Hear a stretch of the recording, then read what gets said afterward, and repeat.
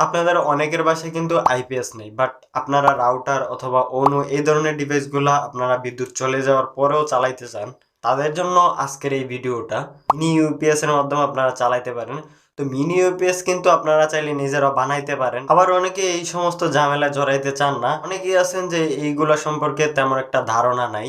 তো আপনারা যদি এই ভিডিওটা দেখেন তাহলে আমি মনে করি আপনারা কিছুটা হলেও উপকৃত হবেন। 1350 টাকা করে আমি দুইটা ইউপিএস অর্ডার করছিলাম, মিনি ইউপিএস, অ্যান্ড ওইটাতে রেটিংও ভালো ছিল। তো আমি অর্ডার করছি অ্যান্ড এই প্রোডাক্টগুলো আমার এখন হাতে পৌঁছে গেছে। অ্যান্ড এটার প্যাকেটের অবস্থা দেখে কিছু জাজ করবেন না, কারণ এটা কোনো দারাজ অথবা সেলারের দোষ না। ডেলিভারি মাধ্যমগুলো আছে রেড এক্স, পেপার ফ্লাই, এইটা রেড এক্স এর মাধ্যমে আসছে। এই প্যাকেজিং এর ক্রেডিট হচ্ছে রেড এক্স এর। এই দুইটা ইউপিএস কেমন কিরকম কাজ করে, এই দুইটা ইউপিএস নিয়ে আজকের ভিডিও ডিটেলে সাজানো হয়েছে। সো ভিডিওটা শেষ পর্যন্ত দেখবেন। অ্যান্ড ভিডিও শুরু করার আগে আমার একটা ছোট্ট রিকোয়েস্ট, যারা আমার চ্যানেলে প্রথমবার আসছেন অবশ্যই চ্যানেলটাকে সাবস্ক্রাইব করে নোটিফিকেশন বেলটা অন করে দিন পরবর্তীতে আপডেট ভিডিও নোটিফিকেশন পাওয়ার জন্য। তো প্রথমে প্যাকেটটা খুলি অ্যান্ড খুলে দেখি ভিতরে কি কি দিছে। তো শুরুতে আমরা দুইটা প্যাকেট দেখতেছি, একটা হচ্ছে এই সাইডে, আমার মনে হয় এই সাইডে ইউপিএস গুলো, অ্যান্ড দেন এইখানে কিছু কেবলের সাথে দুইটা হচ্ছে চার্জার আছে। যেহেতু আমি দুইটা অর্ডার করছি, দুইটা চার্জার দিছে আমাকে। এখানে হচ্ছে ইউপিএস গুলা, আর এই বক্সে আর কিছুই নেই।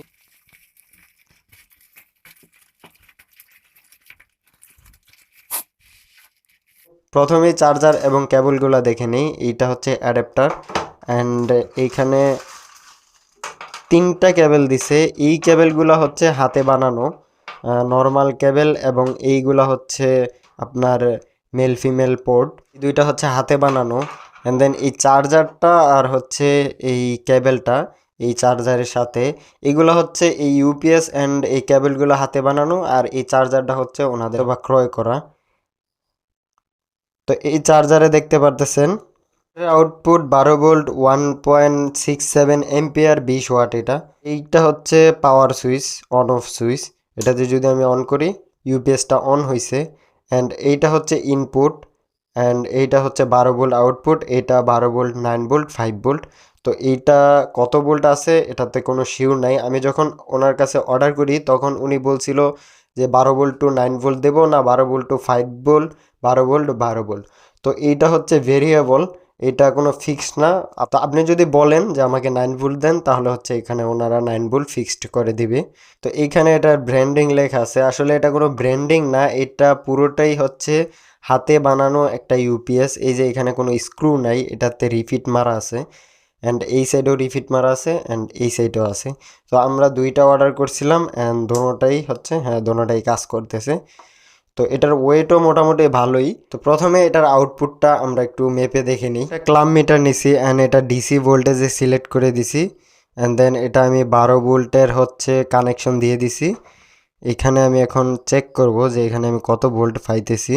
তো এইখানে ডিসি 17 ভোল্ট দেখাইতেছে। তো আমি বুঝতেছি না যে এখানে 17 ভোল্ট আসার কারণ কি। এখন হচ্ছে 9 ভোল্টে প্লাগ ইন করে দিলাম, এখন চেক করতেছি। তো এইটাতে দেখাইতেছি ডিসি 12 ভোল্ট। তো আমি এখন চাইতেছি এগুলা খোলার জন্য, অ্যান্ড একটা খুলে দেখার জন্য। খুলতে চাইতেছি দুইটা কারণে, একটা হচ্ছে এটার আউটপুট ভোল্টেজ বেশি হওয়ার কারণে, অ্যান্ড দেন আরেকটা কারণ হচ্ছে ব্যাটারি কি দিছে এবং কোন ব্যাটারি দিছে, কত এমএএচ দিছে, এইটা দেখার জন্য আমার মনটা চাইতেছে খোলার জন্য। অ্যান্ড দেন আমি একটাকে খুলবো। খোলার জন্য আমাকে এই যে রিফিটগুলো আছে এগুলা খোলার মতো কোনো চান্স নেই, এগুলা কেটে ফেলতে হবে। অ্যান্ড দেন আমি এটা কাটতেছি, কেটে হচ্ছে আপনাদের সামনে নিয়ে আসছি। খুলে নিলাম। আর এটা খোলাটা সহজ ছিল না, অনেক কষ্টসাধ্য ছিল। 12 ভোল্ট থেকে 9 ভোল্ট করার জন্য এখানে একটা আইসি ব্যবহার করা হয়েছে। এটা একটা প্রোগ্রামেবল আইসি। বিএমএস এর মাধ্যমে তিনটা ব্যাটারি কানেকশন করা হয়েছে, তিনটা সিরিজে হয়েছে 12 ভোল্ট। আর এইটা ওনারা বলছিল যে 4500 mAh। এইখানে যে তিনটা ব্যাটারি আছে প্রত্যেকটা ব্যাটারি হচ্ছে পুরাতন ল্যাপটপ সেল। অ্যান্ড এইখানে হচ্ছে আমার মনে হয় ওনারা লিটুকলা দিয়ে টেস্ট করে হচ্ছে এখানে ক্যাপাসিটি লিখে দিছে, অ্যান্ড লেখার পরে তারপরে হচ্ছে ব্যাটারিগুলা দিয়ে ওনারা ইউপিএস বানাইছে। তো এটা হচ্ছে একটা ভালো বিষয় যে লিটুকলা দিয়ে টেস্ট করছে, কারণ লিটুকলা দিয়ে টেস্ট করলে ব্যাটারির গুণগত মান এবং হচ্ছে একুরেট রেজাল্টটা পাওয়া যায়। তো লিটুকলা নিয়ে আমি একটা ভিডিও বানাইছিলাম, চাইলে দেখে আসতে পারেন, অনেক কিছু জানতে পারবেন লিটুকলা এবং লিথিয়াম ব্যাটারি সম্পর্কে।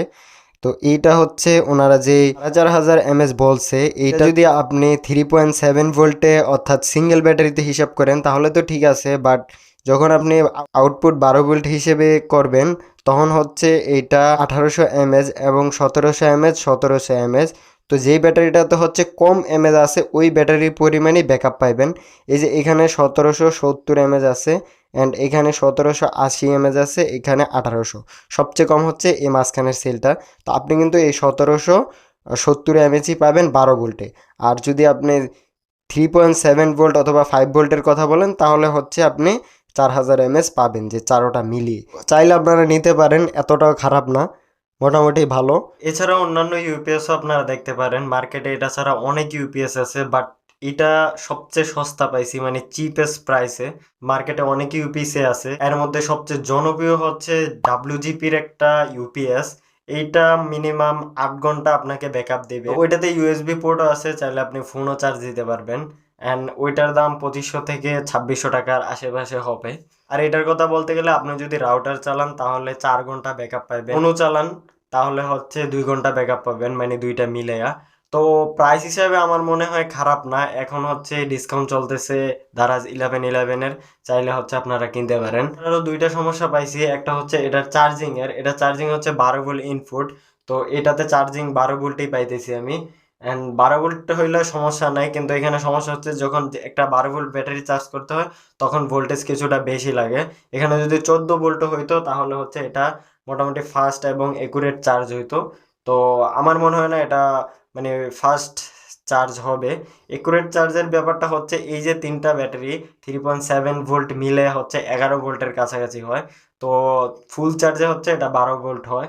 তো ফুল চার্জ হইব, বাট এটা হইতে অনেকটাই সময় নিব। আর আরেকটা সমস্যা হচ্ছে এই যে এলইডিটা, এখানে যে এলইডিটা জ্বলতেছে, এই এলইডিটা পাওয়ার এলইডি, অর্থাৎ যখন আপনি সুইচ অন করবেন তখন হচ্ছে এলইডিটা জ্বলবে, বাট চার্জিং এর জন্য আলাদা করে ডেডিকেটেড কোনো এলইডি নাই। ফুল চার্জ অথবা চার্জ এর জন্য কোনো এলইডি দেওয়া হয় নাই। তো এটা যখন ফুল চার্জ হইব তখন আপনি বুঝতে পারবেন না। আউটপুট ভোল্টেজের বিষয়টা, প্রবলেমটা ছিল হচ্ছে আমার মিটারের, মিটারের ব্যাটারি হয়তো শেষ হয়ে গেছে, তাই একটু আবল তাবল ভোল্টেজ দেখাইতেছে।